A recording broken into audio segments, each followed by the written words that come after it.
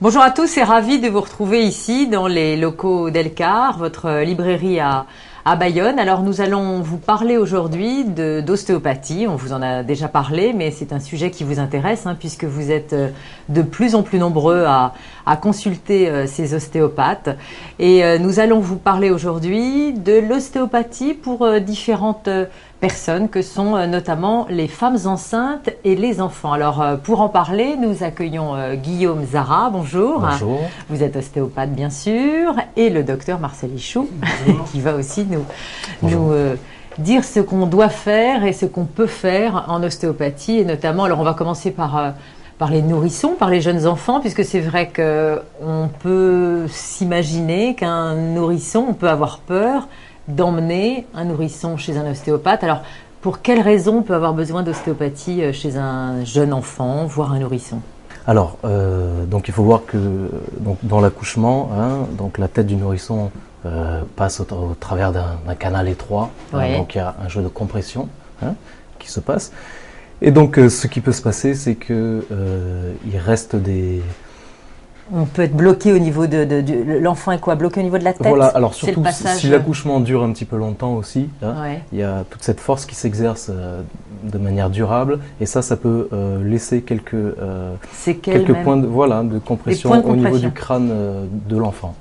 On peut justement s'arrêter là-dessus parce que pour comprendre l'intérêt, vous pourriez donc enlever des contraintes qui ont été données au moment du passage. C'est relativement simple, la tête passe, le cerveau la boîte crânienne est encore très malléable chez le nouveau-né, donc il subit des pressions. C'est ça, on dit que c'est des dysfonctionnements de mobilité des tissus auxquels vous ne pouvez pas lier. C'est ça, c'est vraiment les tissus. En fait, c'est une restriction de mouvement au niveau des tissus. Mais simplement, justement, pour qu'on comprenne mieux, parce qu'on dit ça, mais pour aller vraiment dans la compréhension du phénomène.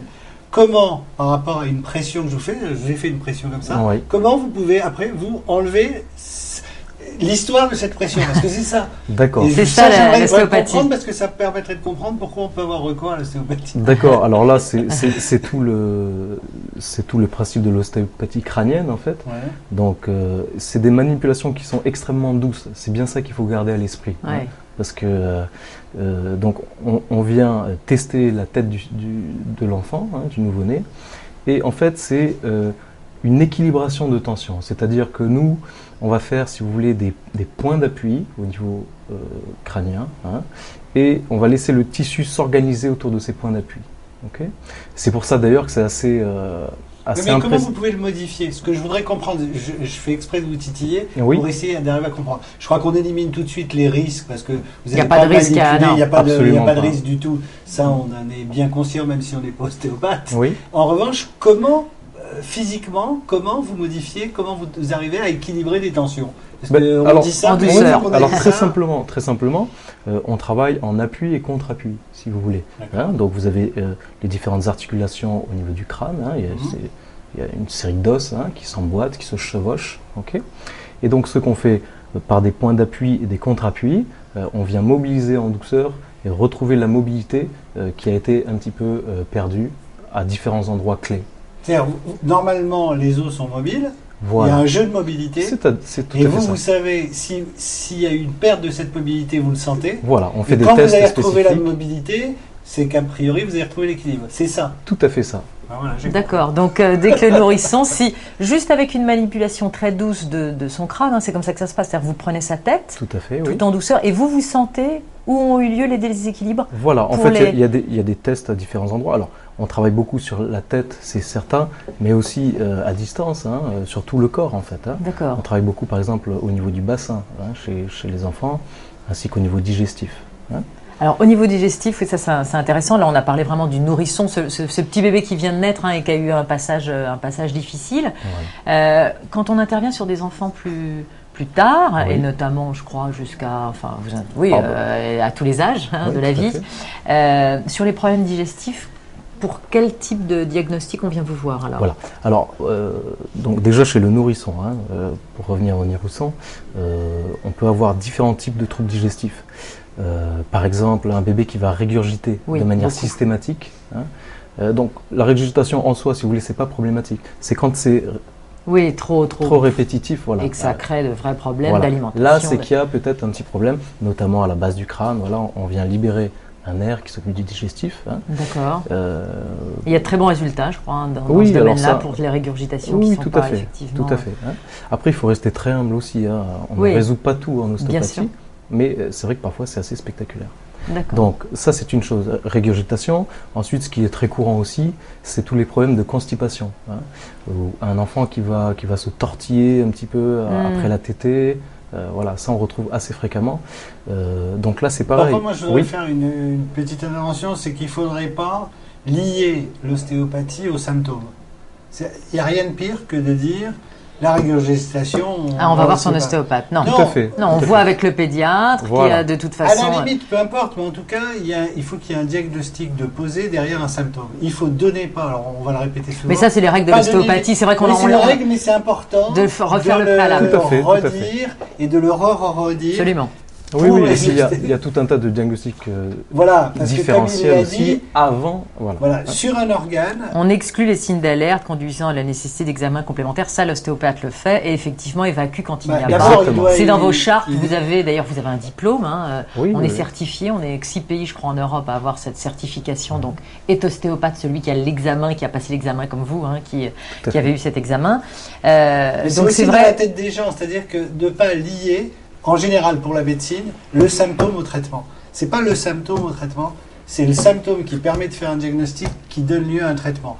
Que ce soit de l'ostéopathie, de la médecine traditionnelle, etc., c'est dans cet ordre-là, et pour le patient et pour le médecin.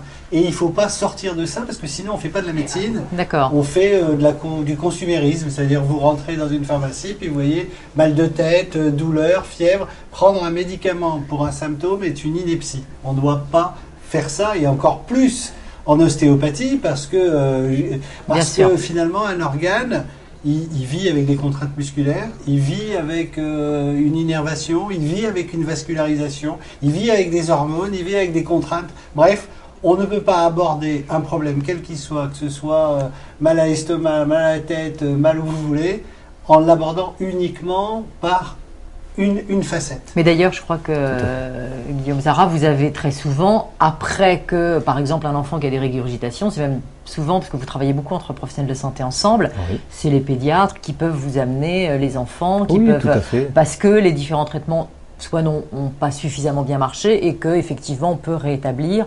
Donc là, vous nous parliez de la régurgitation, hein, de la constipation même, parce qu'on le sait, ça peut être difficile, long chez un enfant et là aussi, alors là par contre, c'est j'imagine une manipulation au niveau abdominal. Enfin, vous intervenez. Voilà, alors là, c'est des techniques qu'on appelle l'ostéopathie viscérale, hein, mais c'est tout à fait toujours le même principe ostéopathique, c'est-à-dire restaurer la mobilité de l'organe, son libre déplacement avec les autres structures. D'accord. Voilà. Donc ça, c'est vrai que c'est important et merci à vous deux de le signaler.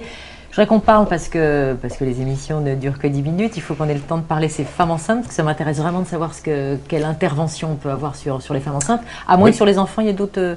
Vous intervenez sur d'autres. Il y aurait beaucoup de choses. Non, simplement, ce qu'il faut peut-être retenir, il y a certains signes d'alerte justement qui vont dire tiens là, ça va être intéressant de faire une séance d'ostéo. Donc par exemple déjà. Quand il y a eu utilisation de forceps ou de ventouses pendant l'accouchement. Donc on sait que ça peut créer ou même aggraver certaines là on sait que c'est vraiment intéressant. Du crâne. Voilà. Donc là, c'est vrai que ce serait bien au moins en prévention de vérifier que tout le système soit bien en place. D'accord. Voilà. Sans renier l'utilisation de forceps et non, bien sûr. C'est parce qu'il n'y a pas eu le choix, bien sûr. Exactement. Maintenant, l'enfant est derrière une séance d'ostéopathie peut rétablir. Certaines fois, ça pose quelques soucis. Alors, pour la femme enceinte, ça m'intéresse. En quoi une femme enceinte? Parce qu'on est très... quand on a son gros ventre, on est abrité par ça. Et très souvent, je ne vois pas... Alors, la manipulation, c'est vrai, chez les ostéopathes, est très en douceur. Hein, on le redit ici. Vous intervenez pourquoi? Alors, donc... la femme enceinte, donc il y a un chamboulement hormonal. Bien sûr. Il y a aussi, donc essentiellement, qu'est-ce qu'on retrouve? On retrouve des troubles mécaniques déjà. Oui. Hein, simplement, ce qui se passe, donc l'utérus grossit évidemment. Bien sûr. Donc il y a une adaptation, si vous voulez, au niveau de la colonne vertébrale. Hein. On va se cambrer davantage. Hein. Et donc, une mauvaise position. Voilà, mais c'est pas spécialement une mauvaise position, oui, mais c'est une contrainte. Voilà, une contrainte apportée au niveau de la structure. Donc là, vous pouvez intervenir sur. Voilà, donc souvent on retrouve le dos, bien sûr. Voilà, tout à fait. On retrouve des problèmes de lombalgie ou de sciatalgie. Et là, justement, on peut intervenir là-dessus. D'accord.